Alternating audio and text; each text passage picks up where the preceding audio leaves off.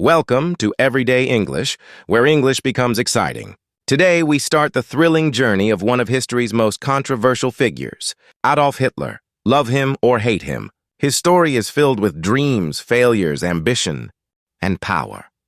From a small boy with big dreams to a man who changed the world forever. This is the story of Adolf Hitler like you've never heard before. Are you ready? Grab your headphones, sit back, and let's dive into this incredible tale that will improve your English and keep you hooked till the end. It all started on April 20th, 1889, in a small town called Braunau am Inn in Austria. A baby boy was born to Alois and Clara Hitler. They named him Adolf. No one knew this little boy would grow up to shake the world. As a child, Adolf wasn't special. He loved playing outside, drawing pictures, and imagining a big future. But life wasn't perfect. His father, Alois, was very strict. Alois wanted Adolf to study hard and get a government job just like him. But Adolf had a different dream. "I want to be an artist," he would tell his mother. Clara, his mother, loved him deeply and supported his dream. But she couldn't change Alois's mind. Adolf's childhood was full of fights with his father. His father would shout, "Art is not a real job," and Adolf would stay quiet, hiding his tears. When he was 13 years old, his father died suddenly.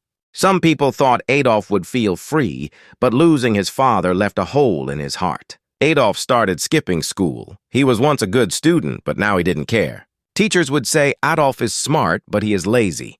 All he wanted to do was draw. After finishing school, Adolf packed his bags and moved to Vienna, the capital of Austria. He was so excited. Vienna is the city of art. "I will become a famous painter here," he thought.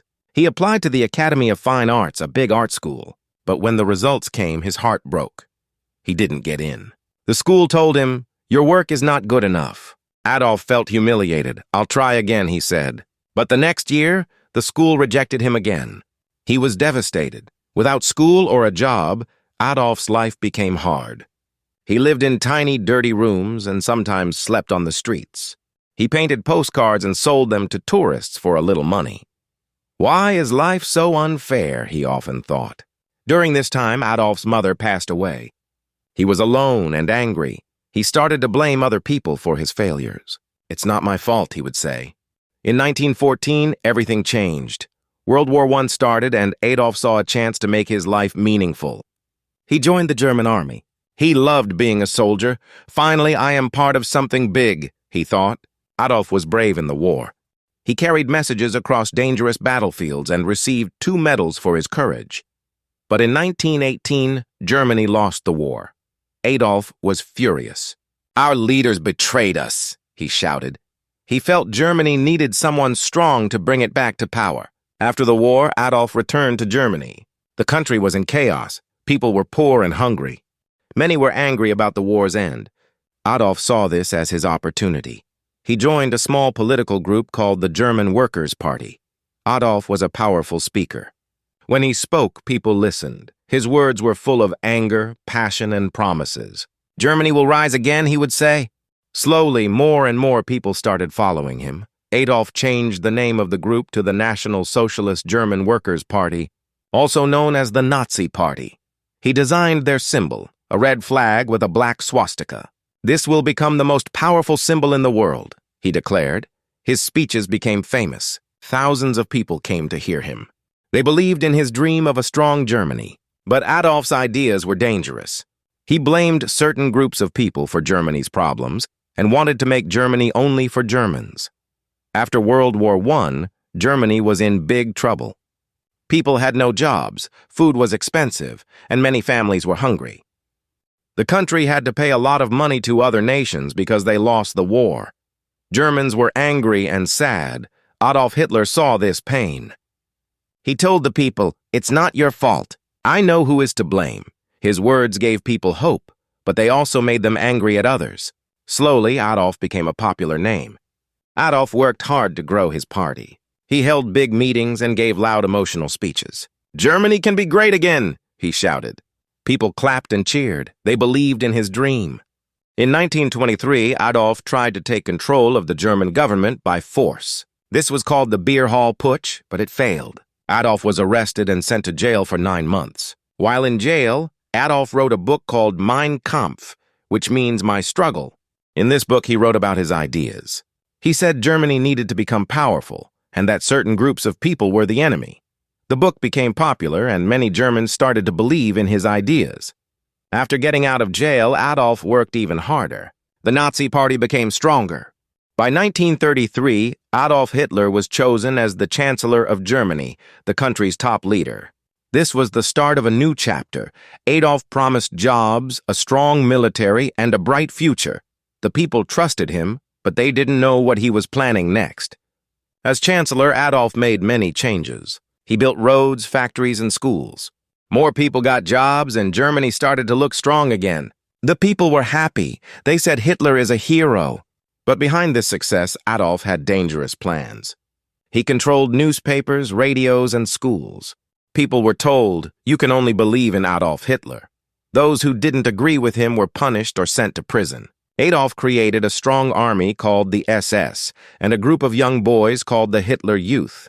They trained to fight and spread Nazi ideas. Everywhere in Germany, people saw the swastika flag.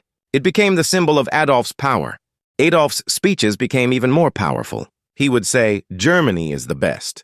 We will rule the world. Crowds cheered and shouted, Heil Hitler. In 1939, Adolf made his boldest move. He ordered his army to invade Poland. This act started World War II. Adolf's dream was to take over all of Europe and make Germany the most powerful country in the world. At first, Adolf's army won many battles. They were strong and well-trained. But as the war went on, things started to go wrong. Adolf had made too many enemies. While the war was happening, Adolf was doing something terrible. He wanted to remove all Jewish people and others he thought didn't belong in his vision of Germany. This was called the Holocaust, one of the darkest chapters in human history. Millions of innocent people were killed in camps. By 1944, Germany started losing the war. Adolf's enemies, like the United States, the Soviet Union, and Britain, were too strong. Bombs fell on German cities, and the people who once called Adolf a hero began to lose hope. Adolf became paranoid. He trusted no one and spent most of his time hiding in his bunker.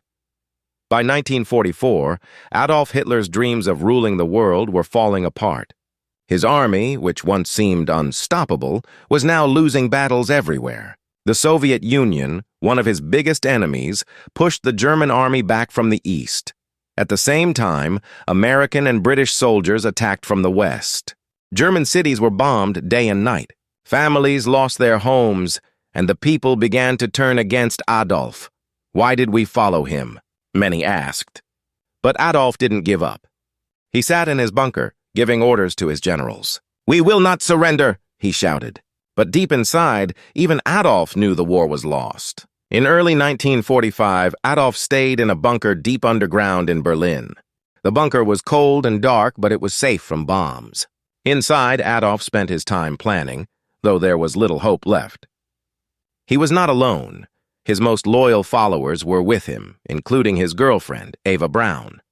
Eva had been by his side for many years, though Adolf kept their relationship private. She loved him, even in his darkest days. Outside the bunker, the sound of gunfire grew louder every day.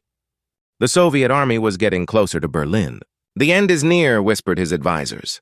Leaders from other countries begged Adolf to surrender. "Save the people of Germany," they said, but Adolf refused. He believed surrender was a sign of weakness.